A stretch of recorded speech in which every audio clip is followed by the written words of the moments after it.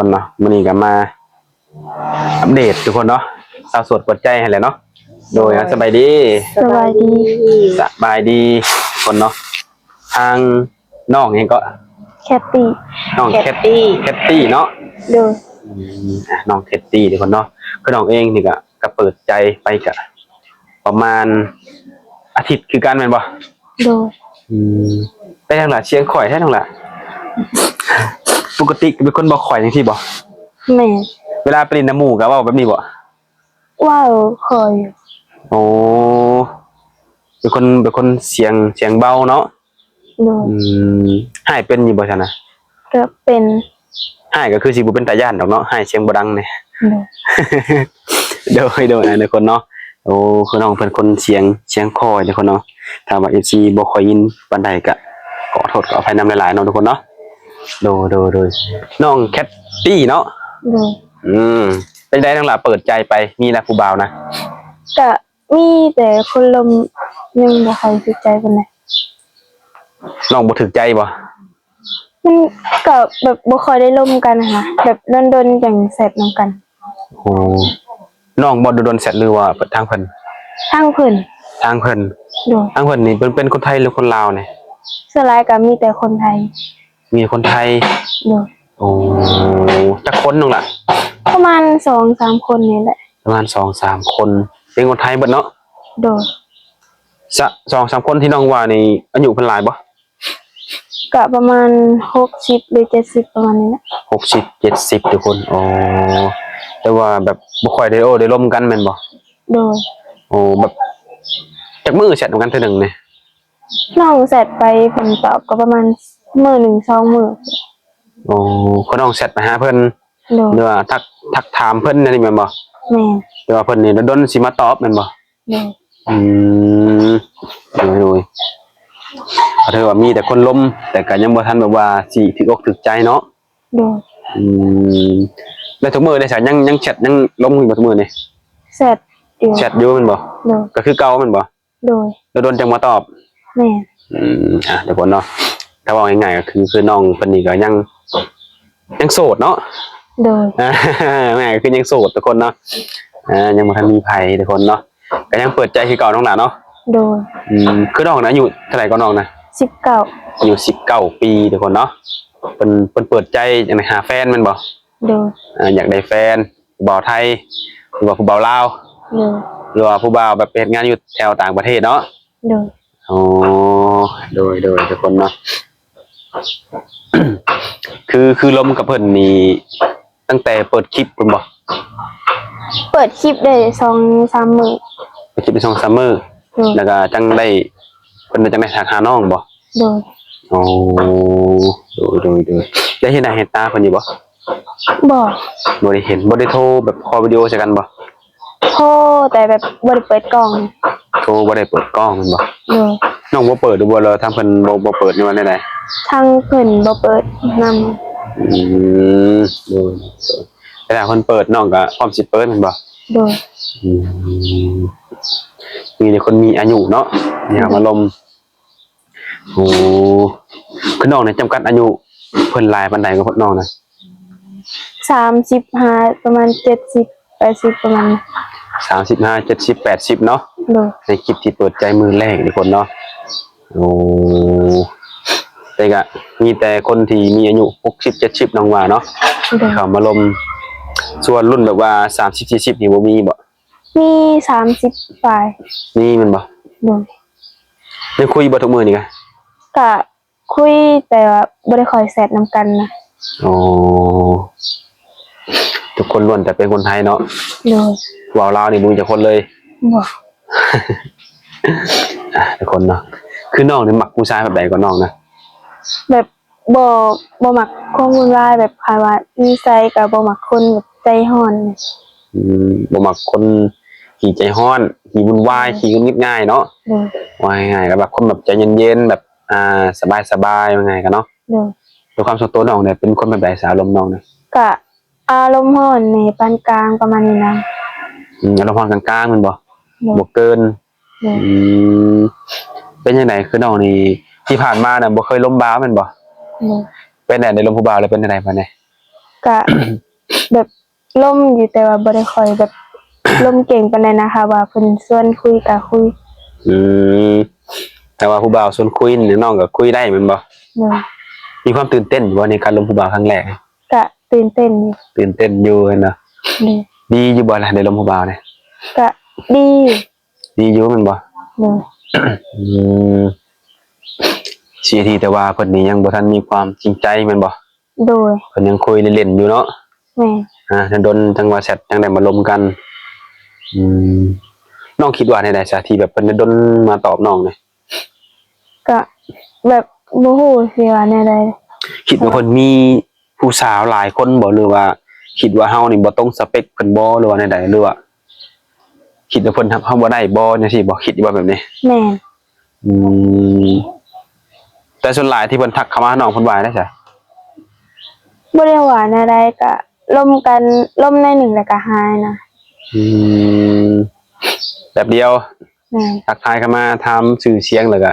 เงียบไปประมาณนี้บ่โดยอืมเดี๋ยวทุกคนเนาะคือในการที่น้องเปิดใจหาแฟนเนี่ยสิเนาะถ้าเกิด คนมีอายุเขามาหมักน้องคือจังซี่นะแล้วเพิ่นอยากมาหาน้องเลยอยากมาแบบมาเบิ่งตัวจริงน้องเลยนี่นะน้องสิให้มาบ่ถ้าล่มกันถูกใจแบบอิหยังก็มาได้อ๋อถ้าคันล้มถึกใจจักสิให้มาแม่นบ่ โดย แบบ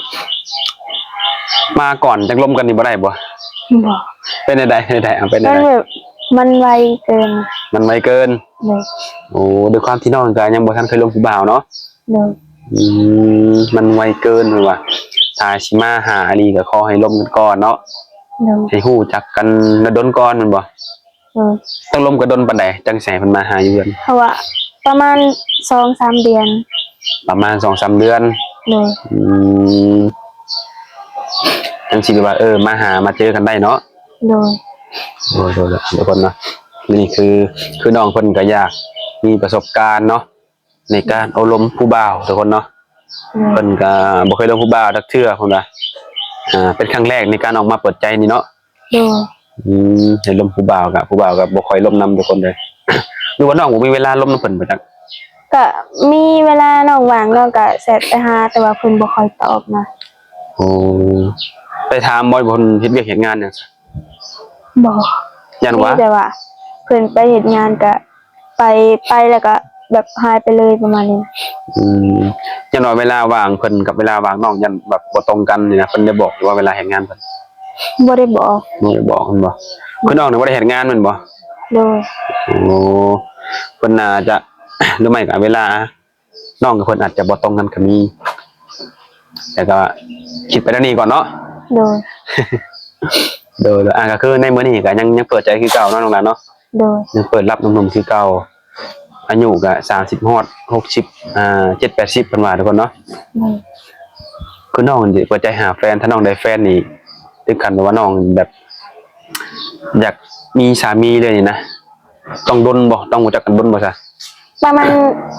ปีหนึ่งก็ได้ประมาณปีมันบ่โดยปี1 2 ปีมันบ่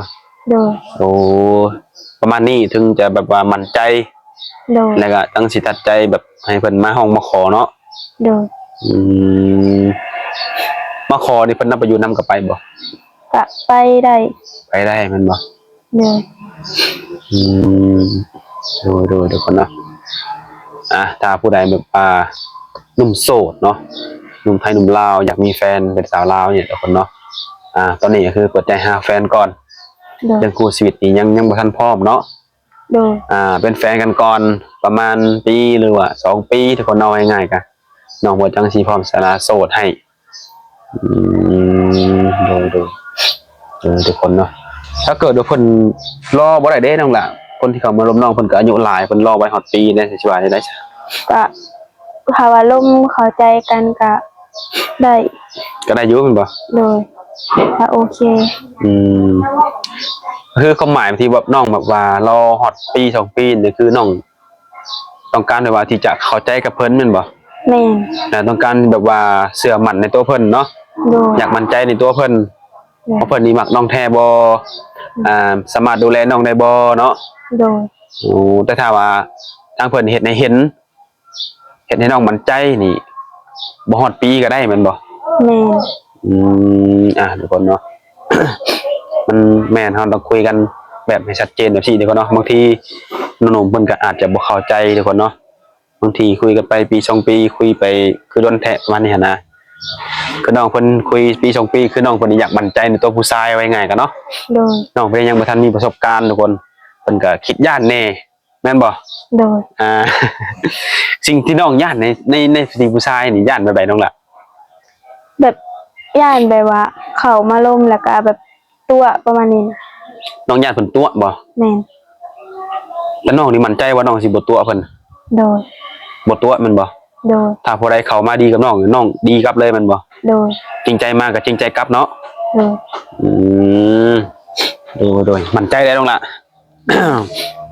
ทุกคนเนาะคือน้องเพิ่นก็อยากสื่อสารแบบนี้แหละทุกคนเปิดใจหาแฟน อยากได้แฟน อยากคบหากันน้องล่ะเนาะ อยากคุยอยากอย่างไรอยากมีความรู้สึกว่าการเป็นแฟนนี่เป็นแนวใดทุกคนเนาะความรู้สึกแนวใดเอาว่าคบกันแล้วได้คุยกันแล้วเป็นแฟนแล้วมันดีอยากบ่อยากอยู่ห่างกันน้องลาวง่ายๆกันเนาะ โดย อยากอยู่ใกล้ชิดกันมีความหึงหวงกันจังซี่ก็จังค่อยว่าแบบมาหมั่นมาหมายมาขอไว้น้องลาเนาะ โดย อืมทุกคนตามนั่นแหละทุกคนเนาะคือน้องเพิ่นก็อยากมีแฟน อยากมีประสบการณ์นั่นแหละทุกคนเลยคือน้องนี่ก็บ่ได้ติเนาะว่าเพิ่นสิเคยมีลูกมีเมียหรือว่า เป็นพ่อห้างพ่อหมายจังซี่เนาะ โดย แต่ว่าน้องนี่ยังบ่ทันเคยสร้างครอบครัวจักเทื่อ โดย ขนาดผู้บ่าวก็บ่เคยล้มเพิ่นว่าทุกคนเนาะฝากหนุ่มๆให้ทุกคนได้เข้ามาโอ้มาร่วมกับน้องเพิ่นถ้าผู้ใดมีความจริงใจรับน้องเพิ่นได้เนาะ โดย น้องมันก็พร้อมสิเปิดใจให้เลยทุกคนเลย ได้สงกรานต์จอเข้ามาแล้วน้องละวางแผนสิไปลินไปเที่ยวทางใด ยังบ่ฮู้คือกัน ยังบ่ฮู้บ่แต่ละปีไปลินใช่แต่ละปีจ้ะ บ่ได้ไปหลินไสมีแต่อยู่เฮียน โอ้แต่ละปีบ่ได้ไปบ่ แม่น โอ้ก็เลยบ่ฮู้ว่าสิไปลินใช้ไปเที่ยวใช้บ่บัดนี้ โดย แต่ว่าปีนี้คือยังบ่ทันฮู้เลยมันปีนี้กัน แม่น ยันว่าวางแผนกับหมู่ว่าพาหมู่ไปชวนหมู่ไปเที่ยวนั่นเที่ยวนี่บ่มีบ่ บ่ อืมแต่ว่าลินนี่บ่ลินสงกรานต์บ่แต่ละปีจ้ะ ก็หลินแต่ว่าหลินแถวเฮือนตัวเองนะ อืมน้องเนี่ยกินดื่มอยู่บ่น้องกะ บ่ เหล้าเบียร์น้องไปกินบ่ บ่ล่ะ บ่อีหลีน้องล่ะ แม่น กับไปลินนี่ก็ลินน้ำซื่อๆบ่ ไปหลินน้ำหมูซื่อๆไปหลิน โอ้ น้ำ เขากินเห็นบอกว่าหมู่กินเหล้ากินเบียร์นี่น้องกินไหนกินเป๊ปซี่สิบ่ แม่น โอ้เป็นไดน้องคือบ่กินเหล้ากินเบียร์สินะ บ่ค่อยมักปานใด บ่มักแม่นบ่ โดย อืมโดยหมู่กับเพิ่นบ่ได้คุมที่หมู่ไปกินน้ำหมู่นะ บ่ อย่าบอกว่ามานำกันกินเบียร์นำกันจังซี่บ่มีติ บ่ หมู่ก็คือสิเข้าใจเนาะ โดย เฮาบ่มักก็คือกับหมู่บ่มักไว้ง่ายกันเนาะ โดย อืมโดยคือน้องบ่กินเหล้ากินเบียร์ใช่แต่ว่าคนที่เขามาจีบน้องเพิ่นกินเหล้ากินเบียร์ได้น้องล่ะ ก็รับได้ รับได้บ่ โดย ตัวนี้มันเป็นเรื่องของส่วนตัวเนาะเป็นเรื่องของบุคคลเนาะ โดย คือเพิ่นสิกินก็แล้วแต่เพิ่นแต่ว่าเฮานี่คือบ่กินเนาะ โดย โดยทุกคนเนาะแต่ว่าน้องเพิ่นจะบ่กินเบียร์น้องเพิ่นก็บ่ได้ห้ามว่าบ่ให้กินนั่นล่ะกินได้อยู่เพิ่นว่าแหละคือว่าให้กินก็กินพอประมาณนั่นน่ะเนาะ โดย กินจนเมาลืมเฮือนลืมซานนี่รับได้บ่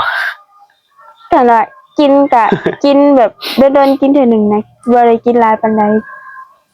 ได้แบบนี้เนาะ โดย อย่าว่ากินจนลืมเฮือนลืมซานนี่ห่วยบ่ไหวเด้น้องนะ ส่วนหลายมันก็บ่ค่อยมีดอกว่ามีนะสำหรับคนมีอายุฮะส่วนมากมีจะเป็นแต่วัยรุ่นเนาะเนาะ โดย เท่าที่มาส่วนหลายจะเป็นวัยรุ่นนี่แหละน้องบ่กินแต่ว่าเพิ่นกินได้คนเนาะสูบยาน้องมักอยู่บ่ซะ ก็ได้อยู่ ได้น้องบ่ได้แพ้กินแพ้หยังบ่ บ่ ถือว่าได้อยู่เนาะสูบยากันเนาะ โดย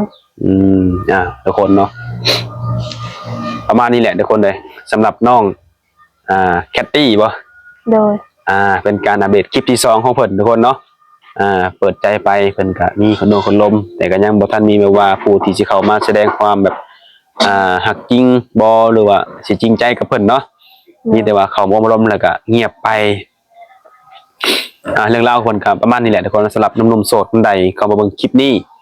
คิดว่าน้องเพิ่นนี่โอเคเนาะอยากได้น้องเพิ่นไปเป็นแฟนหรือว่าอยากได้ไป